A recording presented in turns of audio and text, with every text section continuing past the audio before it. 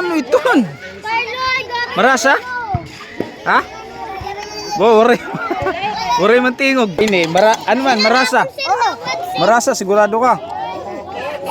Masarap daw, masarap. Saan nalaglag? Dito sa panawad. O mamaya, katapos nila. Nalaglag daw yung kanyang champur. Yung kanyang lugaw. Ikaw? Ano naman ang kaso mo? Aduh, kay ko maturog. Sige niyan, kung may sobra ha. Oh, kung may sobra, kung may sobra. Ang kansiyang kay nahuwa din yung mano. Oh, siyan. Ito na. Ano yung Bible verse? Pilipos, ano ba ito? Pilipos. Bible verse. Second Corinthians 9:7b. Iniibig ng Diyos ang nagbibigay ng may kagalakan, magagawa ng Diyos. Ano? Ayaw pag-distract ka. Kalaban to nga verse, dadamuon ko. Uy, basta halabo nga yan, damo. Dadamuon ko. Pahalabay na ini. Kapila premyo. Palagay kami. Ha? Palabaan. O, halaba, halaba. Nakaloob.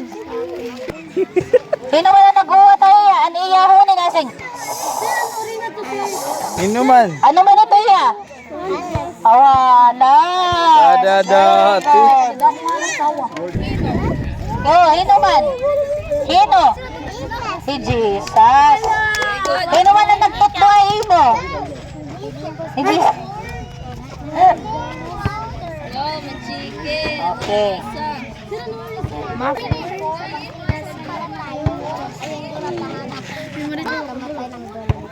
Oh.